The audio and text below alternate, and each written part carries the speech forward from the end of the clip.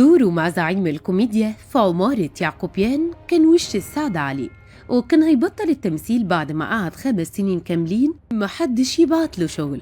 هو زوج شرقي جدا ومتجوز بنت عمه وعنده منها جوز بنات، وطبعه جوه البيت ديكتاتور وممنوع واحدة من بناته تغيب أو تتأخر بره البيت. وكان مرتبط ببنت فرنسوية وهيتجوزها ويعيش معاها في فرنسا، لولا إن الجوازة باظت بسبب غريب جدا.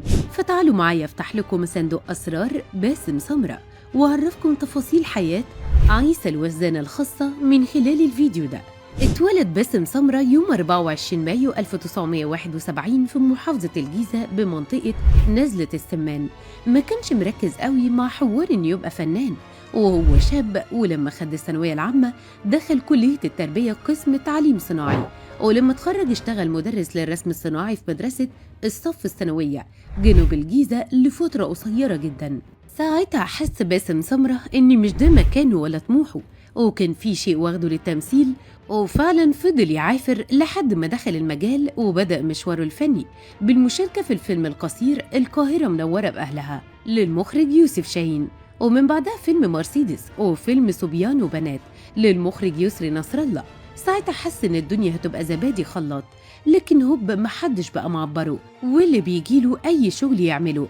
فضل باسم سمرة على الحال ده 5 سنين، الدنيا مقفلة في وشه، لحد ما خد دور بطولة فيلم المدينة اللي كان سنة 2000 للمخرج يسري نصر الله. حقق نجاح واسع وخد من خلاله جايزة أيام قرطاج السينمائية، وتقرر التعاون مع نصر الله عشان يشارك باسم سمرة في أدوار أصغر في باب الشمس، الرحيل والعودة في 2004 وجنينة الأسماك في 2008. وطبعا بعدها خد دور كان وش الخير عليه مع الزعيم عادل إمام في فيلم عمارة يعقوبيان، كان بيمثل دور عبد ربه عسكري الأمن المركزي في 2006 اللي بيدخل في علاقة شمال مع واحد من سكان العمارة.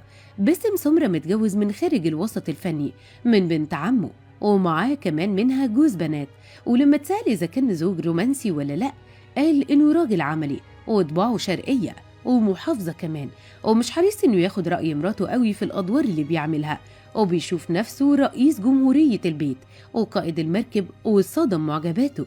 قال كمان إنه ديكتاتور ومراته ملهاش إنها تعترض على كلامه.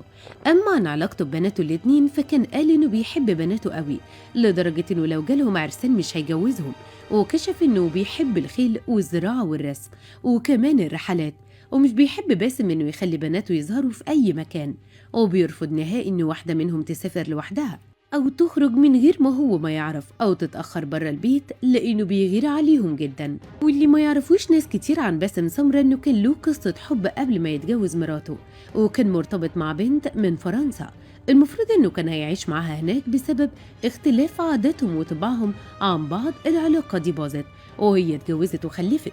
الناس كلها بتعشق دور عيسى الوزان في مسلسل العتاولة، ومركزين مع الإفيهات بتاعته اللي كلها كوميديا، وشايفينه إنه هو بطل المسلسل، وباسم سمرة موهبته عالية على كل نجوم العمل.